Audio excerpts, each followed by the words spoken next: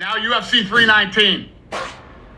We're returning to the United Center in Chicago, Illinois, August 16th for the first time in 6 years. In the main event, the middleweight champion, Dricus du Plessis, will defend his belt against Khamzat Chimaev. Looks like something incredible is coming our way at the end of summer.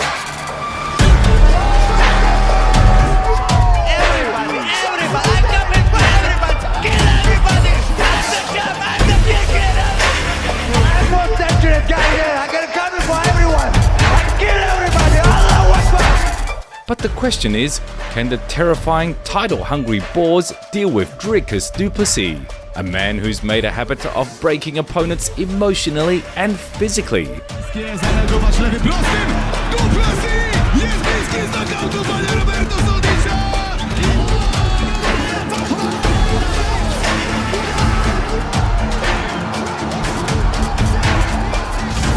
To find out, we only need to do two things. Watch this promo and wait for fight night. Smash that like button, you won't regret it. Let's get started. When lions see me, they run around.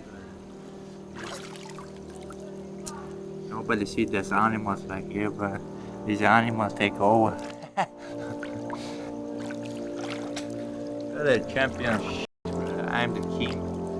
I'm the king, brother. Take over everything. I take over in this game. Smash over. Khamzat Chimaev's rise could have been one of the fastest ever. He entered the UFC in July 2020, just 26 years old at the time. But the moment he stepped into the cage, the world noticed. His technique was so sharp, so polished that people were asking, where has this guy been all this time? Chimaev burst in like a hurricane, tearing through opponents like they were nothing more than warm-ups.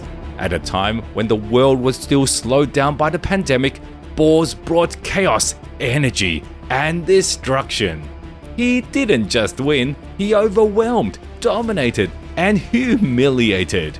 He lit up the arena, and his media presence was just as explosive. He made one thing crystal clear. He wasn't here to play games, he was here to take over. When I start MMA, I always think I'm gonna be champion in the UFC, but now it's going so crazy fast, you know. See, I was thinking it's gonna be like that, always. Of course, as the wins piled up and the hype exploded, Chimaev started talking about holding 3 belts in 3 divisions. Some thought he was getting carried away, but hey, this is the fight game. Everyone promotes themselves in their own way. The one thing that couldn't be denied? Khamzat was the real deal. An elite athlete with grappling that left no hope for anyone. Fans couldn't wait for his next appearance. The UFC president praised his star power. The momentum was undeniable. Usman is like a fighter like me, but he's old version and new. You know, it's like different. Like iPhones come out, his iPhone's 5, I'm like pro, you know. Eventually, he reached the level where only top-tier killers were left. But his journey hit a few delays.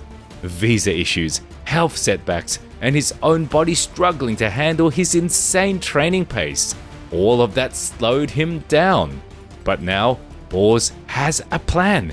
He's committed to the middleweight division, where his massive frame no longer needs to cut to 170, and where his strength becomes a nightmare for anyone at 185. He's made his money. Now it's about legacy. Where do you see yourself 5 years from now? UFC champion. Wins over Kamaru Usman and Robert Whittaker, even though they came a year apart, were enough to shut down the matchmakers' excuses. For years, it felt like Chimaev was being kept from the title scene. Maybe it was his health, maybe his visa situation. He's only been able to fight in Abu Dhabi for a while now. But whatever the reason, that no longer matters. Now at 31, Chimaev is in his absolute prime.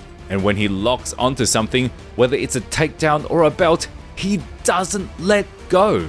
And that's exactly what makes this title fight so electrifying. because the champion matches him in raw physical power.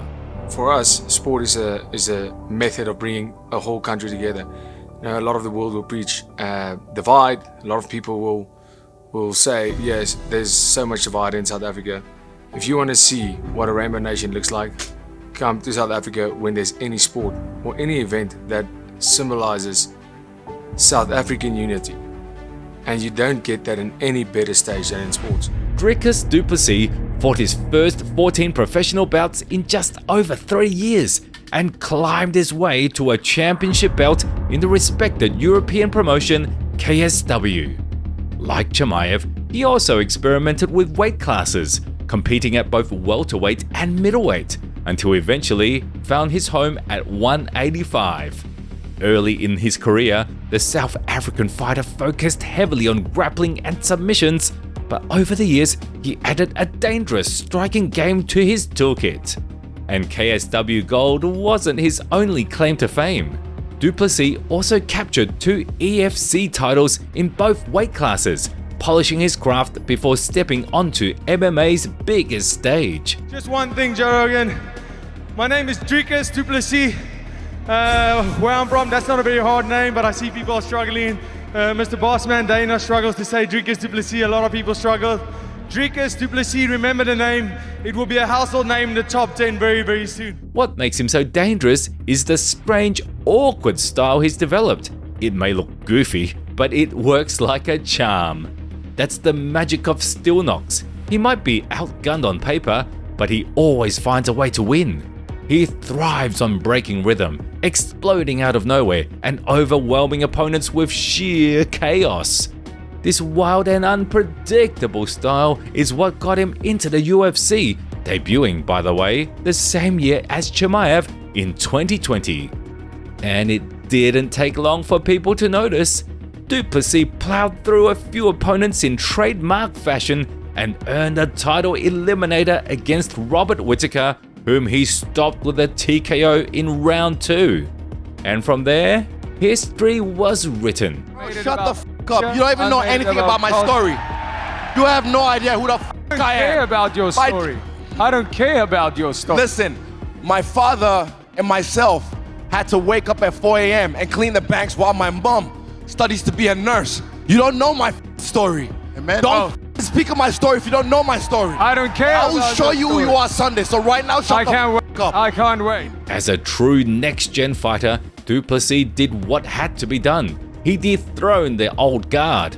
No matter their status or past accolades, he bulldozed through them and made it clear there's a new sheriff in the middleweight division. If you want to challenge that fact, just sign the contract and this South African machine will come crashing towards you. You don't underestimate his mic work either. Just like in the cage, Dricus is unpredictable and brutal on the mic. He has a talent for disorienting opponents mentally before the fight even starts, and we've already seen it multiple times. What's even more intriguing?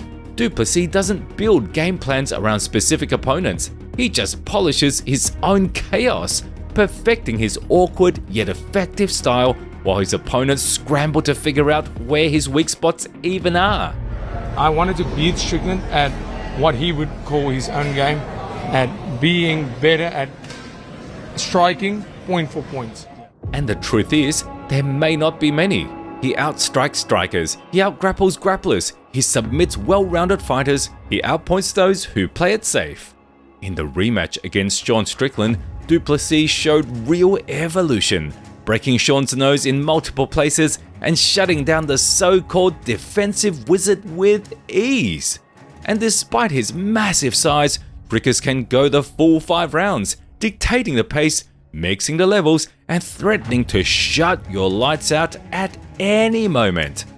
But here's the question, will all that versatility be enough to counter Chimaev's one-dimensional but perfectly executed destruction machine? Excitement around it, and you know, like I said, I want to fight the best guys.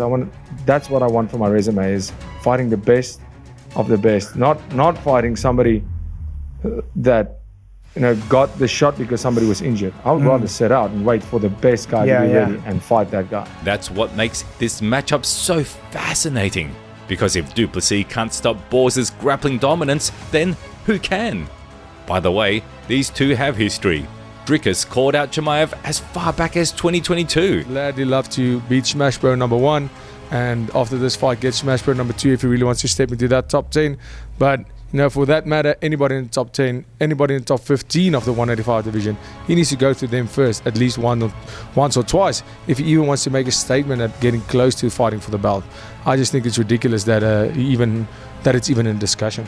Their names crossed again only after du Plessis became the undisputed middleweight king, and what followed was chaos. I want the Khamzat next. I think he deserves a hiding. Yeah, I'll out-wrestle him. Yeah, that's a game plan. While fans debated potential matchups, Alex Pereira showed interest, and Chimaev, who fights once a year and could stall the division if crowned champ, wasn't exactly the matchmaker's favorite choice. Still, the online jabs didn't stop, and neither did the tension. His tweets make sense. It's his agent, and when it's just like random English words in a certain, it's him, and he said this fight. Yeah, he called it a bullshit fight. Bullshit fight. Yeah. Well, I mean, trying to get to a fight. I don't care. I will wait for that. So for me, it doesn't matter. Sean or Dricus or Easy, it doesn't matter. So give me the money and the belt. But once this fight was officially announced, everything changed. The hype is real now, and both fighters know exactly what's at stake. They're ready to put everything on the line to walk out with that belt. If he can last that long, he has to realize every round he's going to come out, I'm still going to be there like I was in the first, ready to kill. What do you think, guys? How I done with this guy, Rob? How he done? Rob took him down. So if Rob took him down, so there is salam alaikum. So, what do you think? Are we about to witness a clash of unstoppable force versus immovable chaos? How do you think DDP Khamzat goes? Or like, I think it's if there's anyone that can match up stylistically with Khamzat for strength, DDP is probably one of the strongest middleweights in the division. He's showed that he could have cardio if it goes later, but it's going to be surviving that initial onslaught versus Khamzat, which is always that struggle. And whether or not he can defend against that is yet to be shown. Let us know your thoughts in the comments below. Don't forget to hit that like button if you enjoyed this video, and make sure you're subscribed so you don't miss the next one. This war is coming, and someone's legacy will break.